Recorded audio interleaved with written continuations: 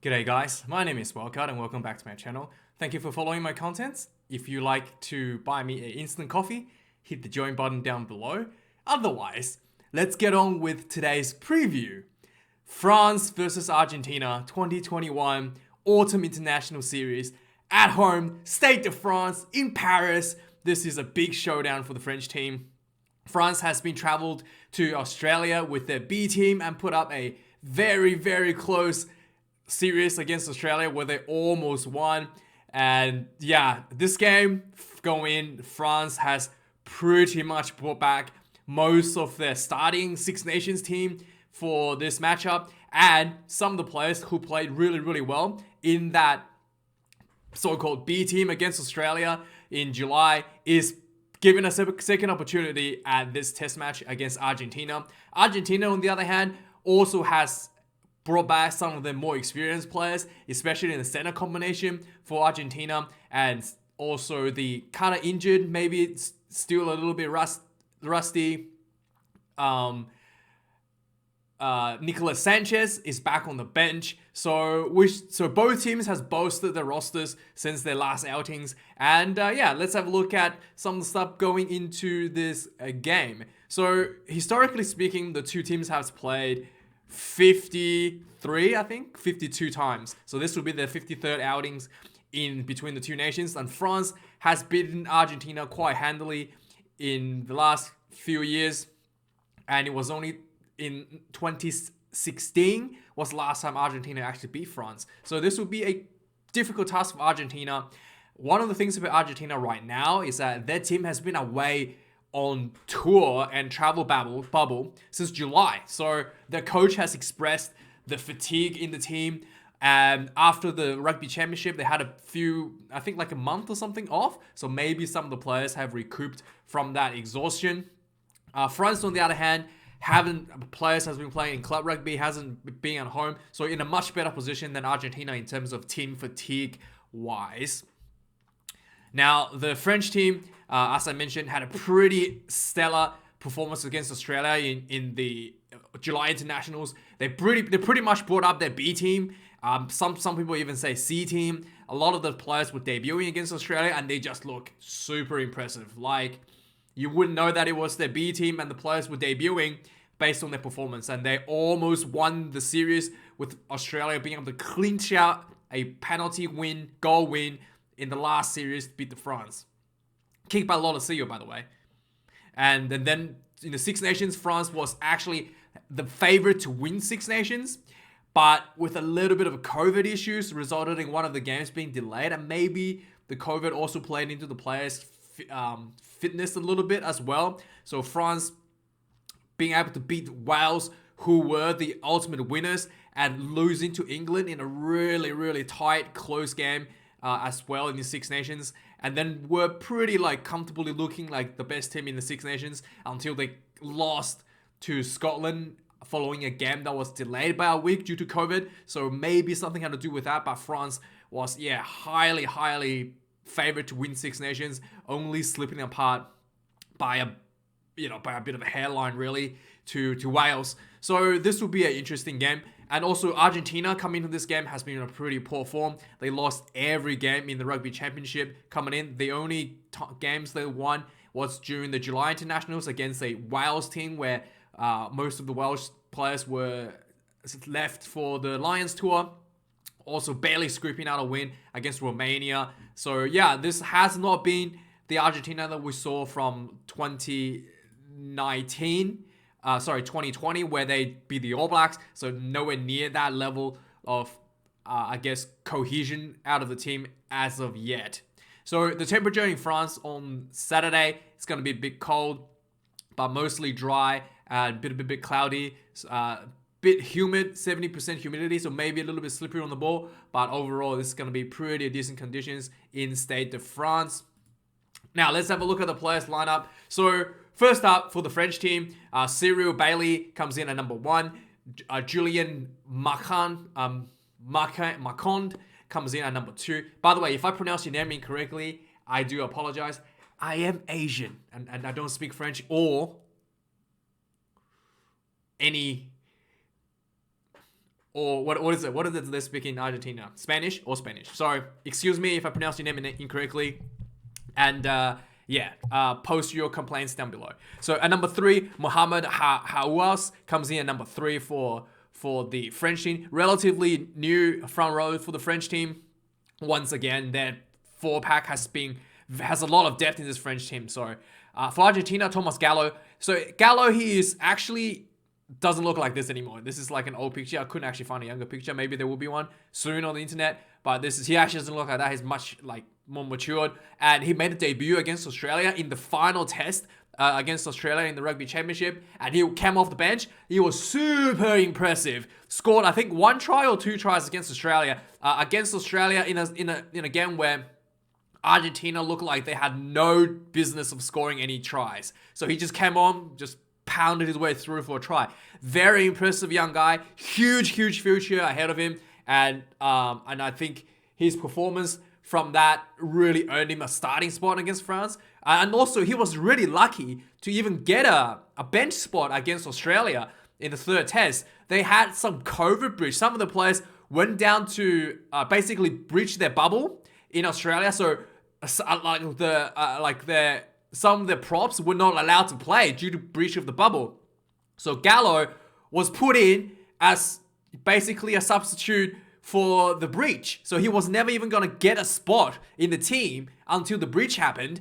And sure enough, he came in, took his opportunities, rolled the dice, and he was spectacular coming off the bench. So we shall see how he goes this test match. It's his 2nd test for Argentina. Very big step up against the French team to see whether he has that spark still against French, whether that was just a lucky one-shot try or whether he's actually got something in him that Argentina can look forward to in the future. So very interesting to see this fella perform against the French. Julian Montoya, the captain, comes in at number 2, 59 test caps. Franco Gomez Codella comes in at number 3 for Argentina. And yeah, so Montoya is probably the most important player for Argentina, steady in the scrums and the lineouts. So he's one of the pieces of the puzzle that's really important for the Argentinian team. In the locking positions, Thibault Flamant, he is debuting for France this weekend against Argentina.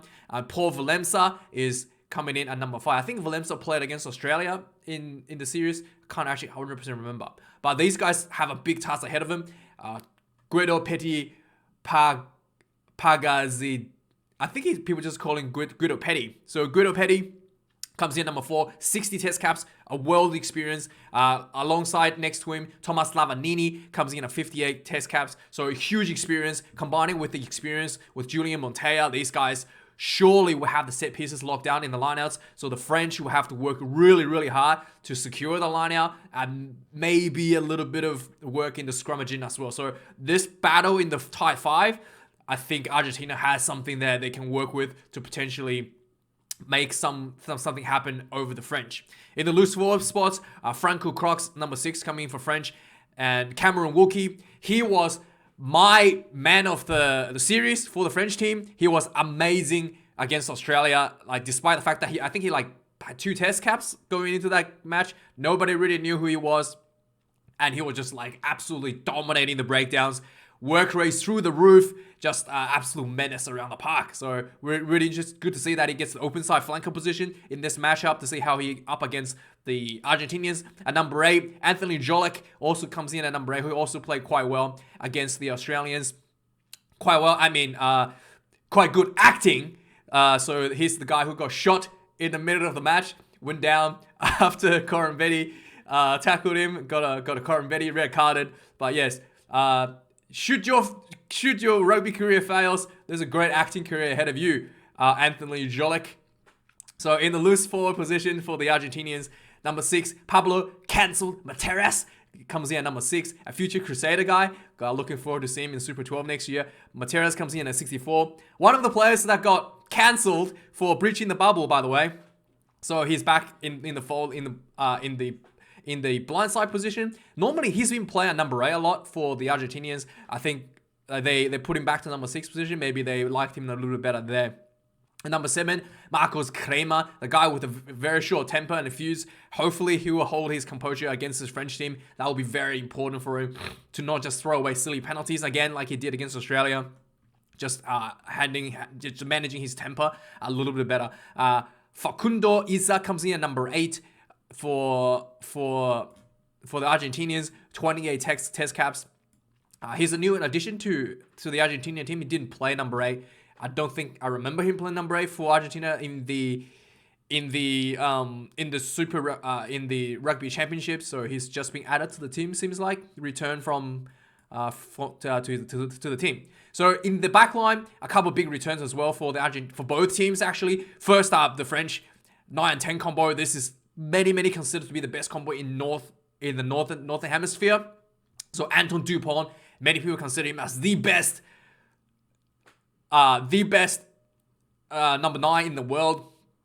He plays like a 10 actually. So despite the fact that he's a halfback, he likes to take the ball and just play like a 10. Like he run the short side. He directs traffic. He's more of a playmaker. He does kicking. He does a little grubber kicks, box kicks. He plays like a 10, but out of the 9 position, basically. Yeah, really interesting stuff out of this guy. And many people consider him, due to his play style, as the best number 9 in the world. Yeah, step aside Aaron Smith. Who's Aaron Smith, right? But yeah, many people consider him the best.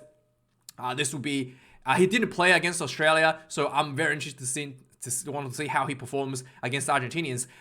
Matthew Jalabad also comes back in number 10, who also didn't play against Australia. Maybe he did. Did he play or didn't he play? I can't remember. I think he did play against Australia, actually. I think he did play against Australia. Jalabad played against Australia, and he's back at the number 10 jersey.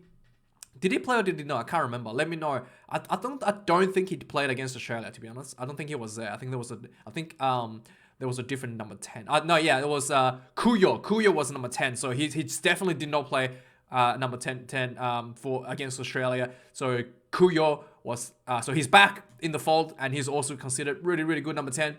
And they're up against Thomas Kubeli, the veteran number 9, comes back for Argentina. He had a bit of injury in the rugby championship, so he wasn't able to play most of the games.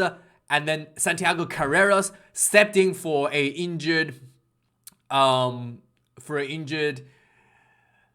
Sanchez, and he is, so basically it's looking like the coaching staff, Checker and friends, thinks that Carrera has something in him to be a permanent number 10 in the future, because Carreras normally plays at 15 or wing, and he's only been put into 10 over the other designated number 10, Domingo Miotti, who is their substitution number 10, designate substitute number 10. So Carreras being put off position over Miotti was really surprising, but sure enough, he proved himself against Australia that he really does have the spark, the energy, the vision around the field to play that 10 spot. And what's his name? So the Argentinian coach was very happy with his... I can't remember his name suddenly. I do know his name. But anyway, the Argentinian coach was really happy with his performance, and it's starting to look like they're leaning towards him as the next starting number 10 for Argentina, because Nicolas Sanchez is on the bench. So he's definitely fit to play and back from his injuries. And yeah, we shall see how Carreras goes. He is extremely talented, to be honest. And in the winger position, Gabin Villiers comes back for the French team at number 11 with his with this iconic red headgear and his red, maybe pink, you might say, headgear. He played really well against Australia. Quite a menace on the field. So he's only 5 caps, so he's getting another opportunity. As you can see how stacked the French wingers are, he's getting another opportunity back for the French national team. Mateo Carreras getting a starting position after debuting not so long ago for Argentina. I think last game he was off the bench, and he did really well coming off the bench for Argentina against Australia in the second half. Romain Natamak comes back at number 12 position for the French team, and Gaël Ficou comes in at number 13. These are the 2 big center combinations for the French team. They did not play against Australia earlier this year, so this is like the Six Nations combination. Basically, this is really, really big stuff coming out of the French side. The Argentinian side also has a couple of their more experienced centers back into the fold. Jeromino De La Fuente comes back in at number 12. I think he had a bit of injury. I think he played against Springboks, and then he got a bit of injury, and he didn't play for the rest of the Rugby Championship. Matthias Moroni also didn't play much of the Rugby Championship, maybe due to injuries, but he's back into the starting position. Two very experienced center combinations, once again for the Argentinians. At number 14, Damien Penalt, one of the most best finishers. He's probably the best finisher for the French team on the wing. Spectacular tries in the Six Nations.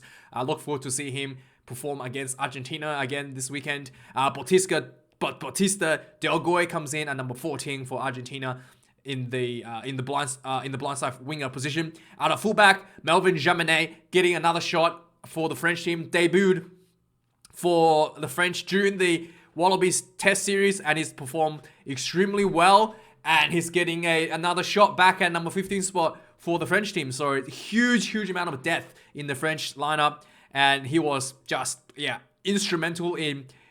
I think he's the one. He scored a couple tries for French against the Wallabies away in Australia. Very impressive. So he surely do deserve another shot at the number 15 jersey. Emiliano Buffali, he's a designated kicker for the Argentinian team now that Sanchez is on the bench.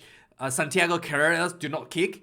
He's good at like kicking around the field, but his goal kicking is not. I don't think he's goal kicker. So Buffali will come in as a goal kicker for Carreras. Buffali had a really good 100% in his first debut kicking, and then in the second round he was on 60%. So we shall see how he performs this weekend, whether or not he can keep that at 100% or whether he's going to go back down to 60 again.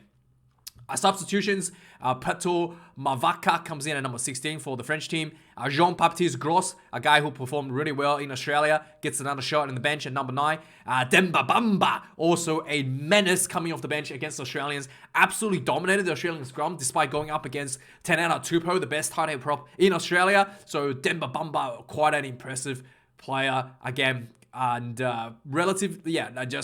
incredible coming off the bench. Huge finisher. So the bench is looking pretty good for the French. Argentinian Francisco Bosch comes in at number 16. Number 17, Rodrigo Martinez. Santiago Medrano comes in at number 18. So the Argentinian, these guys in the scrummaging aren't very good. To be frank, to be really blunt, they in the Rugby Championship they were struggling quite a bit coming off the bench. So we shall see how they handle Demba Bamba and his raw menace and power. Romain Tafefino,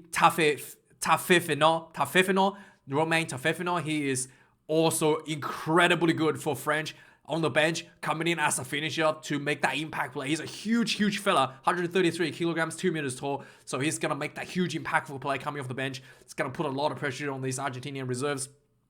Lucas Palos, I think he's debuting. That's why I couldn't find I think he's debuting. Let me know if I've just missed out. I think he's debuting. Comes in for Argentina at number 19 jersey. Gregory Odrich comes in at number 20. He's for the French team. And Juan Martin Gonzalez comes in at number 20 for Argentina. And then on the 21 position, Sekou Makalou. I think it's Makalui. I think that's how you pronounce it. Makalou. Anyway, he also played in the series against Australia. Was quite impressive. I do remember him from the series. Gonzalez Bertrano, 21 for Argentina as a reserve, number 9. And then we have a Maxime Luco comes in at number 22, could potentially debut for the French team. And Jonathan Denty comes in at number 3 for the French team at number 23 jersey. Nicolas Sanchez comes in at number 22, the reserve number 10, the best number 10 for Argentina. We shall see how he performs, whether he's still got a bit of rust out of his injuries. Lucio Cinti Luna comes in at number 23 for Argentina. Is it just me, or is France playing 7 forwards? I think it's Sekou. I think he's a forward, right? A 6 forwards or no? He's not. No, what is he? a flanker. Yeah, so Sekou is a flanker. Dante is a winger, right? I'm pretty sure Dante is a fullback or winger, but he's a huge of a winger.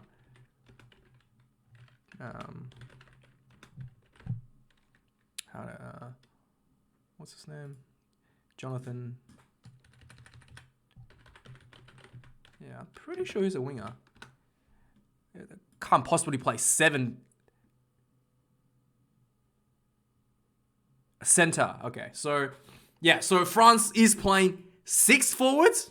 The bomb squad strategy against the Argentinians. So yeah, that is really, really interesting. There's a lot of size coming off the bench for the French side. Like, look at the size of these players. I mean, you looks like French wants to just overpower the Argentinians up front in the second half, especially with their kind of relatively inexperienced bench coming off the forward pack. Oh boy. So yeah, so Argentinian has a bit of an advantage in the forward pack, maybe in the first half, but the French definitely has it packed with the bomb squad on the bench. Yeah, let me know your predictions, guys. And this will be 7 o'clock in the morning on Sunday. So I'll be staying up all night to watch this game. And yeah, like, comment, and subscribe, yada, yada, yada. I'll see you guys a bit later. Cheers.